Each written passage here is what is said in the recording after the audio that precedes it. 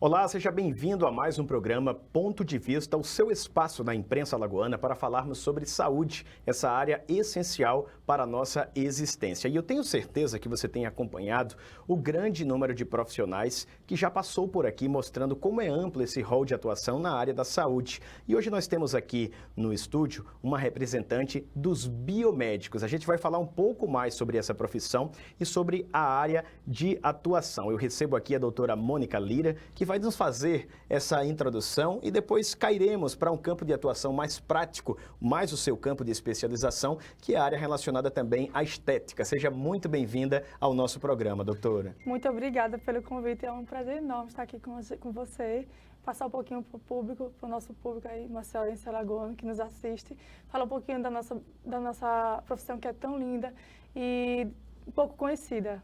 Pegando esse seu gancho do pouco conhecida, quem é o biomédico? O que é que ele faz? Suas áreas de atuação? O biomédico, ele é um profissional da área da saúde que executa um trabalho super especial, que é de cuidar da parte fisiológica, de estudar a parte fisiológica, desenvolver vacinas, pesquisar sobre doenças. Hoje o rol da biomedicina está muito amplo, a área de atuação, né, o leque profissional está muito amplo. Decorrente dessas pandemias, hoje o biomédico ele é uma profissão do futuro, porque o momento, o mundo procura, né, profissionais que entendam melhor sobre a parte fisiológica e a parte funcional mesmo de como acontecem as pandemias, as doenças, as vacinas, como pode ser descoberta. E o biomédico, ele estuda, ele é o cientista, um dos cientistas, é uma das especializações, né? Tem a parte de embriologia, tem a parte de análises clínicas, bioquímica, perito também, tem uma gama enorme para os biomédicos que procuram exercer essa profissão e os estudantes que também estão à procura de uma profissão do futuro, que é a biomedicina. Importante dizer que é uma profissão cuja formação é de nível superior. E a formação é de 5 anos, é isso mesmo? A biomedicina tem uma formação de 5 anos e buscando a especialização, né, você desenvolve outras pós-graduações, você busca outras pós-graduações em cima do que você está buscando. Já buscou inicialmente, né? Eu tenho até uma colega que é biomédica e sempre que ela conversava comigo dizia que escolheu a profissão, despertou até para saber da existência, da importância dela, depois de assistir aquele seriado norte-americano CSI. Exatamente. Não é? Então muitas pessoas têm essa associação de que ele é o perito criminalista, é o camarada que está ali também dentro do laboratório. Esse é só um dos campos que você atua, né? Exatamente. É uma profissão, como eu disse, pouco conhecida, mas é muito importante para a nossa sociedade. E você atua em uma outra seara da biomedicina, que é o campo mais relacionado ao da estética, né? Como é que foi esse seu encontro com esse outro ramo? Eu sou biomédica desde 2008, iniciei em análises clínicas no Hospital da Açúcar, né? Todo mundo deve conhecer. Tenho 2 especializações, que é em hematologia e imunologia laboratorial, mas é na estética onde eu me encontrei. Você saiu, de fato, da parte interna de pesquisa de um laboratório para a parte estética, aquilo que a gente vê do lado de fora das pessoas, esse cuidado maior, né? E que também eu cuido de pessoas doentes, elas são emocionalmente doentes, elas estão emocionalmente fragilizadas. Então eu busquei na biomedicina uma área que eu cuidasse da saúde mental, da autoestima de mulheres, de pessoas. Então, eu só fiz mudar o meu campo de atuação, mas eu continuo cuidando de doenças. Muito importante essa ótica, né? Porque muitas vezes por uma questão estética, você acaba tendo uma baixa estima, não convivendo bem consigo, e isso acaba refletindo, infelizmente, em outras áreas da vida, desde a emocional até mesmo ao campo de atuação, ao campo de desenvolvimento do ser, como, por exemplo, uma atividade profissional, né? Exatamente. Nós vivemos num mundo onde é muito cobrada, né, a aparência, e você não estando bem consigo mesmo, confortável consigo mesmo, você não tem a mesma segurança. E a partir do momento que você se encontrou com a estética, como é que foi o desenvolvimento dessa transição dentro de uma mesma carreira, né? Saindo de um braço para outra área de atuação? A biomedicina estética, ela foi uma ferramenta onde eu desenvolvi minhas habilidades para trabalhar com a beleza, com a saúde mental dessas pessoas. Eu já estou na área da estética, na área da beleza há muito tempo. Quem me conhece sabe que eu já fui da área eu já fui modelo, eu já trabalhei com TV. E então eu estava envolvida na parte da beleza, eu só fiz transitar para um ambiente mais de curar pessoas, de cuidar de pessoas. Eu fiz uma fusão. Quando eu já era com a parte da beleza, com a parte da estética, a biomedicina me completou. E o que as pessoas mais procuram nesse atendimento com o biomédico para os cuidados com a estética? Principalmente a aparência de manchas, né? Alguma desarmonização facial ou corporal, às vezes uma face que não tem uma harmonia, que ela não se sente bem, ela pede uma avaliação. Em cima dessa queixa é feita a avaliação e é feito um planejamento para melhorar a autoestima, deixar ela mais segura, ou ela ou ele mais feliz. A maior parte dos procedimentos é de fato relacionada à face, ao rosto? Depende, tem casos de homens, que é a parte da calvície, tem casos de mulheres, que é a questão de melasma, que ela se incomoda muito pós a gestação, existe a aparência de melasma, a queixa é muito grande. Tem a questão de envelhecimento, de mulheres que chegam na menopausa e precisam se sentirem belas, aquela segurança que a mulher vai perdendo conforme a menopausa vai chegando. Então, são diversas queixas que eu procuro solucionar com as ferramentas que eu busco dentro do meu conhecimento científico. E hoje os homens também têm uma preocupação muito grande com essa questão da estética, da aparência, né, do posicionamento de cada um deles. Também chegam muitos lá no seu consultório, na sua clínica? Sim, chega sim. Hoje um homem perdeu muita vergonha, ele entende que é algo muito... É necessário mesmo, né? Necessário, é uma busca mesmo das suas inseguranças, como mulheres têm, homem também tem. Então é algo muito natural que eles hoje veem de uma forma mais natural de se cuidar. As próprias esposas, as próprias namoradas estimulam, né, motivam, os próprios amigos hoje motivam. Então tem coisa melhor de você estar feliz consigo mesmo, com sua aparência. Eu digo que a estética você não faz para os outros, você faz para si. Quando você se olha no espelho, você está bem consigo mesmo. Então você fica feliz. Você transmite uma felicidade. E com isso a felicidade transborda. E aí fica muito mais fácil você enfrentar a vida estando bem consigo mesmo. E há um detalhe interessante que você falou, a calvície, né? Hoje em dia está muito em voga, existem até franquias para realização desse procedimento de implante capilar ou de procedimentos para amenizar a queda do cabelo masculino, sobretudo. Qual a diferença, por exemplo, de um tratamento ofertado por um médico dentro desse procedimento para o que é ofertado pelo médico? Ou ele tem também essa licença, essa habilitação técnica e legal para fazer o mesmo procedimento? Eles têm a mesma capacitação. Depende muito do profissional que busca os conhecimentos. Mas a capacitação é a mesma. Os meios de conhecimento, os congressos, eles ofertam, né, as mesmas ferramentas, seja ferramentas tecnológicas ou ferramentas científicas, de artigos científicos, de substâncias, vamos dizer assim.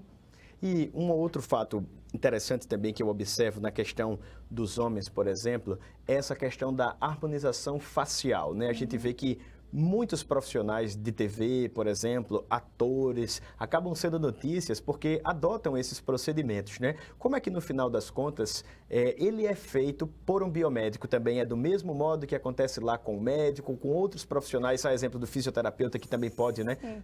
O Conselho Federal de Biomedicina habilitou os biomédicos que têm a pós-graduação em biomedicina estética e especializações na área a fazer a harmonização facial masculina, feminina e corporal, que são os únicos profissionais hoje habilitados, juntamente com novas especialidades também ofertadas. Esses são os procedimentos que os homens mais procuram? Ângulo de mandíbula, que é trabalhar essa região aqui para deixar um ar mais masculino, né, mais viril.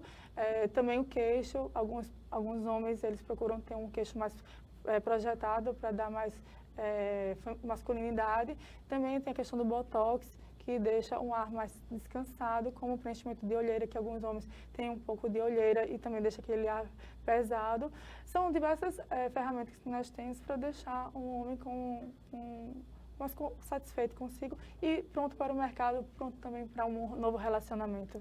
E as mulheres, o que é que elas acabam tendo um desejo maior de fazer? Qual o recurso que elas mais lançam mão? As mulheres gostam muito do preenchimento labial, que é uma área de sedução e também forte, né?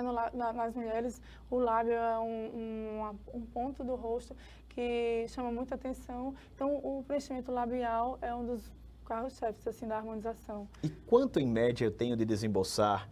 Quanto a mulher tem de desembolsar para fazer um procedimento? Quanto é que sai, por exemplo, o mais simples, o mais caro? Nós não temos um mais simples, um mais caro. Depende muito do produto que se usa e do profissional que você procura. Quanto mais capacitado o profissional, ele vai procurar ter um produto de melhor qualidade e esse valor vai depender muito do produto e do profissional que você procura. Eu chego a gastar no mínimo quanto e no máximo quanto? Dá para se ter uma ideia assim de quanto orbita financeiramente esse universo? No caso do homem, que seria um mandíbula ou um queixo, pode ir de 5 a 10 mil reais. E a mulher, de 2 mil a 5 mil reais, também depende da queixa e das necessidades. Esse é um valor Estimado, né? Estimado, mas é muito personalizado, muito individualizado. Então, é importante enfatizar essa questão dos valores. E um procedimento como esse, por exemplo, pode eventualmente substituir até uma cirurgia plástica, poupando a pessoa, muitas vezes, de um estresse, de uma preocupação, até de uma sequela indesejada? Com certeza. Feito por um profissional capacitado, nós temos um resultado maravilhoso, evitando o paciente a se expor a alguma intercorrência decorrente de uma cirurgia plástica.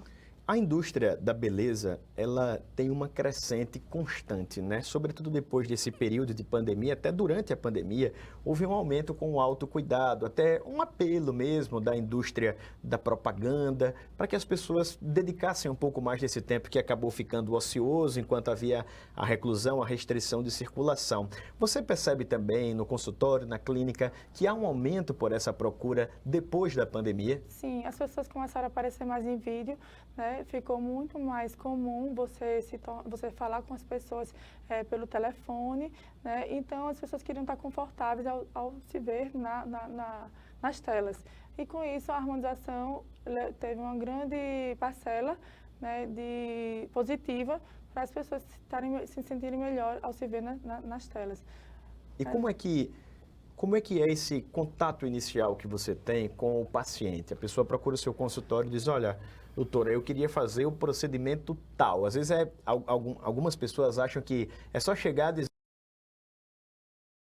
dizer o que quer e vai ser feito. Mas não é bem, porque nem sempre aquilo que a pessoa quer é o necessário ou até o permitido, né? É pensar com bom senso. Eu sempre busco saber o que a paciente se queixa ou o paciente se queixa e conversando, fazer um planejamento que fique natural, que ele fique satisfeito, mas isto de maneira cautelosa, sem exageros, sem deformações. Porque eu digo que a harmonização, às vezes, acontece de a harmonização desarmonizar. Então, a harmonização ela veio para retocar, ela dá embelezamento, não é transformação. A minha linha de trabalho é embelezar, não transformar, embelezar com naturalidade. Você tocou num ponto importante, porque há um debate muito grande sobre o quanto a harmonização facial contribui ou não para a manutenção da naturalidade daquela pessoa, da beleza que ela já tem em si. E há críticas frequentes, constantes também, a gente observa isso nos grandes portais, nas redes sociais, sobre a realização de determinados procedimentos que acabam tirando o traço, a feição daquela pessoa, não é? Hoje em dia a tendência, atualmente a tendência é prezar pela naturalidade, que deixa o paciente, né, a pessoa muito mais natural, confortável ao se ver no espelho, ao encontrar com os amigos, ao se ver em fotos, né? eu sempre busco trabalhar os pontos de embelezamento e só fazer alguns retoques mesmo que seja estritamente necessário, sem criar uma nova pessoa, uma nova pessoa, né? Uma nova forma, né? Eu sempre busco fazer esse cuidado. A minha linha de tratamento é essa. Naturalidade, embelezar com naturalidade. Manter aquela beleza natural e só reforçar aquilo que é bom ou corrigir eventualmente alguma coisa que às vezes não é que é feio, é que causa um desconforto na pessoa, não, né?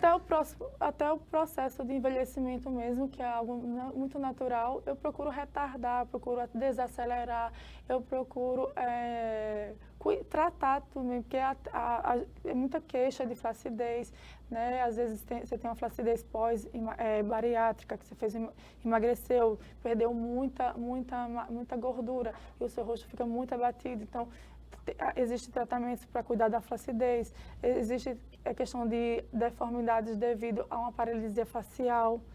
Tem algum paciente que teve uma paralisia, nós corrigimos com toxina botulínica.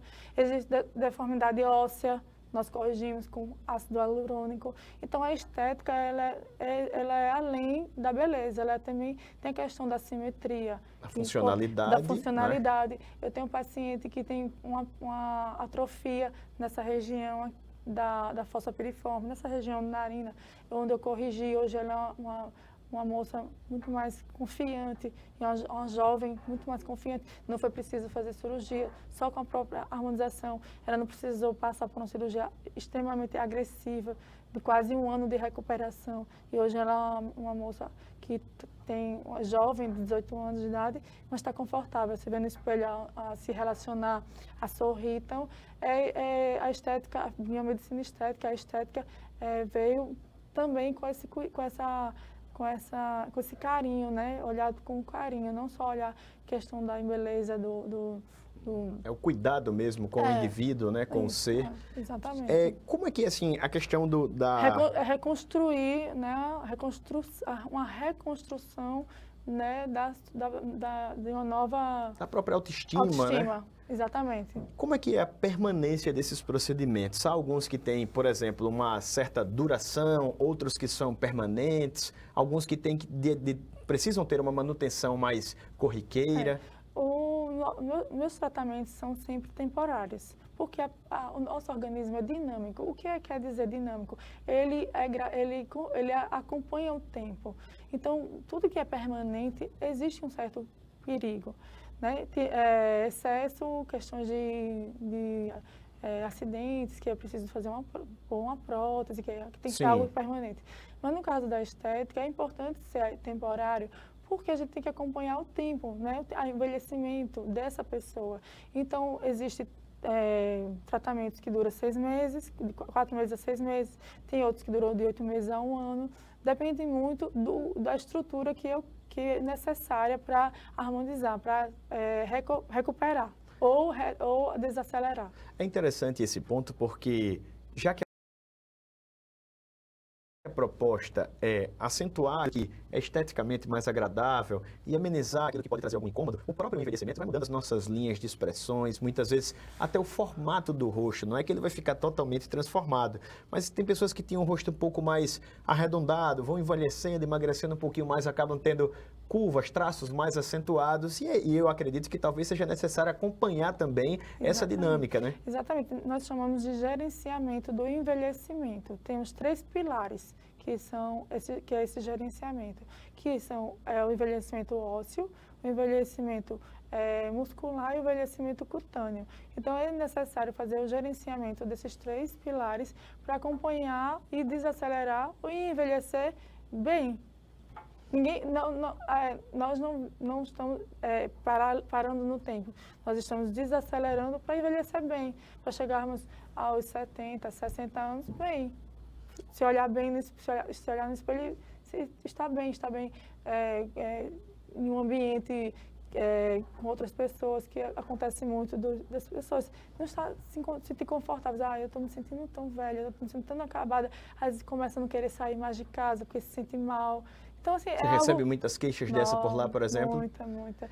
De não querer mais um novo relacionamento, mulheres que sofreram a perda de um esposo, que se tornaram viúvas, ou então elas estão, como eu falei, se separaram, estão se sentindo envelhecidas. Então, é uma forma de resgatar. Então, como eu falei, nós que trabalhamos com estética, nós cuidamos dessas almas que estão, de certa forma, doentes, e resgatando essa autoestima, nós curamos essas almas. Claro, com outros profissionais, como a psicoterapia. Ia tocar nesse ponto agora. A área hoje da saúde acaba convergindo, né? Se integrando, né?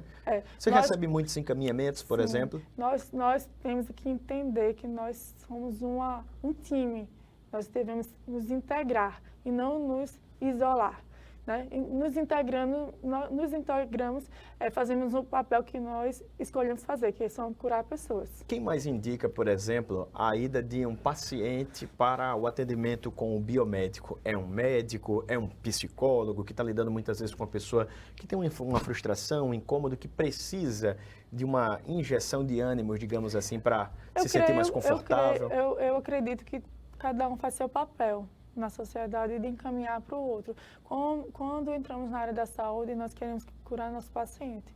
Então, nós encaminhamos o biomédico para o psicólogo, o biomédico para o médico, porque cada um tem seu papel na sociedade, na área da saúde. Você costuma receber essas indicações, por exemplo? Sim, e eu também indico, tem pacientes minhas que precisam de uma psicoterapia, que precisam de um educador físico, que precisam de uma nutricionista, porque não adianta fazer uma harmonização se a paciente não está bem com a cabeça, né, mentalmente. Ela precisa cuidar da saúde. Por quê? Aquele tratamento é algo temporário. A cura mesmo dela é interna. Então, eu tenho esse papel de mostrar para ela que é um planejamento de um novo momento, de um novo ciclo. Isso é importante até para evitar a piora de uma possível frustração ou até mesmo de provocá-la, achando que aquilo que gerava uma insatisfação, muitas vezes uma tristeza, uma retração, vai ser resolvido simplesmente com o procedimento do biomédico, né? Nós, profissionais da área de saúde, nós profissionais biomédicos, eu digo por mim, eu gosto de tratar assim. Eu vou resolver o que eu posso resolver, mas eu preciso que você siga os tratamentos com outros profissionais. A Mônica tem seu limite, é o que deve ser entendido, né? Cada profissional tem o seu limite. Então, o meu limite vai chegar e eu vou dizer, olha, agora está na hora de você procurar um psicólogo, está na hora de você procurar um nutricionista, está na hora de você procurar um exercício físico, isso vai lhe ajudar, vai melhorar a sua saúde, um psiquiatra. Porque, como eu falei, nós tratamos de almas doentes. São vidas, né? De vidas. Então, cada um na sua especialidade. E a saúde é isso, é uma saúde integrada, ela se integra. Profissionais da saúde são isso, cada um tem seu papel nesse ambiente da saúde. O enfermeiro, o médico, o psicólogo, o nutricionista, o fonoaudiólogo, o fisioterapeuta, cada um tem seu papel. E nós devemos respeitar o papel de cada um e respeitar principalmente o nosso paciente. O advento da rede social acabou gerando essa mega exposição do indivíduo, das pessoas, não é? Nesses aplicativos que ajudam de fato a aproximar, mas também tem esses contrapontos que geram debates sociais, né? Há muitas pessoas, por exemplo, que acabam gastando fortunas, milhares de reais em procedimentos, em roupas, para parecerem bem ali e acabam fugindo de uma realidade que tentam literalmente maquiar, deixar para trás. Já aconteceu, por exemplo, Mônica, de você receber um paciente e que dizer, olha, não dá para fazer tudo isso que você quer, isso não vai te fazer bem, eu não consigo atender essa sua expectativa? Olha, comigo ainda não aconteceu, mas é possível que aconteça. Até hoje, as pessoas que me conheceram, né, que vieram, que eu atendi, eu consegui cuidar das queixas dela. Agora é preciso ter esse cuidado, certamente, porque, infelizmente, são coisas que acontecem tão perto de nós, né? Eu busco sempre ser bem ética e profissional, principalmente, porque não adianta você prender aquele paciente pensando só no que ele vai trazer para você de faturamento. Se você respeito pela sua profissão e pelo seu paciente, você vai querer resolver a queixa dele. E se não estiver dentro das suas habilidades, você tem que entregar para quem realmente possa resolver. E dentro desse limite ético de atuação, existe uma cautela ainda maior que a gente deve ter, né? Por exemplo, às vezes a pessoa espera um resultado X, você já vê que aquilo não pode ser atendido. Dá para se ter uma ideia, por exemplo, de como eu vou ficar depois de fazer aquele procedimento, antes naturalmente de realizá-lo? Há essa previsão também para que o paciente possa ter uma noção e até evite uma complicação tanto para ele quanto para o profissional que realiza o procedimento? Olha, como eu tenho uma certa experiência, eu consigo passar 80% de resultado para o meu paciente e de satisfação. Depende muito também do organismo de cada um. Nós trabalhamos com organismo, com vida, com fisiologias, né? Fisiologias, eu falo da parte corporal, né? Organismo falando. Então, cada pessoa reage de uma forma. Então, às vezes, pode acontecer de o resultado não ser exatamente o que esperava. Mas aí existe a experiência do profissional para explicar para o paciente que ele precisa entender que aquele procedimento, aquele tratamento só vai até ali.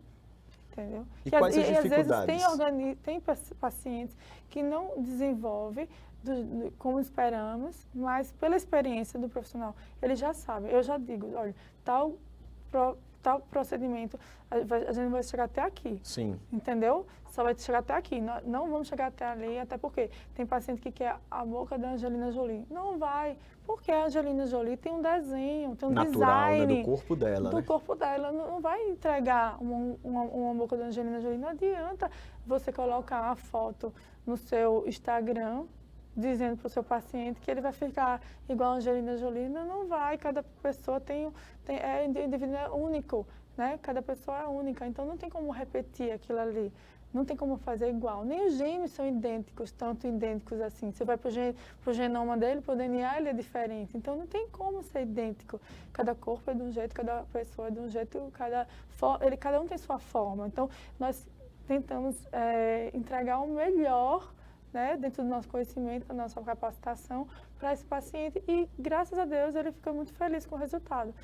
Como digo, trabalhando com coerência e com segurança, a chance de dar errado é muito pequena. Eu acredito que essa é apenas uma das dificuldades também que vocês enfrentam e é importante estar preparado para esse diálogo, para esses esclarecimentos, né? Existe muito. Como falei, para essas pacientes, existe a parte da psicóloga.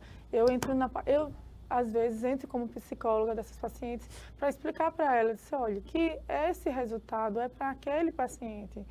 Não vai ficar legal em você. Tem paciente que quer ficar... Eu lembro que tem uma paciente minha que faz assim, Mônica, eu não gosto de nada sutil. Eu quero uma mudança radical. Aí eu falo, olha, se eu for fazer do jeito que você está querendo, você vai ficar masculina. Você não é uma mulher que queira estar masculinizada. Você é uma mulher que é feminina. Então, não, mas eu quero. Eu disse, olha, Mônica, não vou fazer esse trabalho. Porque a minha linha de tratamento não é essa. Então, assim, por quê? Porque ela vai ficar muito diferente. Entendeu? Então, assim, é bom senso, é de cada profissional. No meu caso, eu sou bem realista, sabe? Eu procuro sempre entregar o que eu acredito que é a minha... Pela ética e o profissionalismo, né? Que eu digo que é o meu perfil. Elegância, sofisticação, embelezamento, desacelerar o envelhecimento e não fazer uma transformação. E até a garantia de entregar aquilo que foi conversado, comprometido com o paciente. Sempre, né? com muita transparência. Mônica, nós já estamos no minuto final aqui da nossa entrevista e eu queria facultá-lo para que você pudesse mandar um recado para o pessoal que lhe acompanha, dizer de repente sua rede social, caso alguém queira tirar mais dúvidas, pedir um esclarecimento. Você pode até falar com essa câmera aqui direto. Como falei, eu sou especialista na área de estética. Meu Instagram é o DRA Mônica Lira. Eu fico no Fios de Cabelo da Sandoval Rochelas, na Ponta Verde. Lá temos o Spa Fios e nesse spa tem uma sala de estética que cuida da parte corporal, da limpeza de pele, a parte capilar e também tem a sala da harmonização facial e corporal para deixar vocês ainda mais belos, mais plenos. Será um prazer recebê-las. Estão aí feitos os esclarecimentos sobre como atua o profissional biomédico, sobretudo na área de estética. Nós vamos encerrando aqui mais uma edição do programa Ponto de Vista. E se Deus quiser, em breve, vamos continuar fazendo aqui as entrevistas com profissionais desse vasto rol de atuação da área da saúde. Obrigado pela sua companhia. Compartilhe esse link com aquelas pessoas que você acha que podem se interessar por esse conteúdo que é tão legal, né? Que contribui tanto para a garantia da nossa saúde, do autocuidado. Vai ser bom para ela também. Muito obrigado e até a próxima.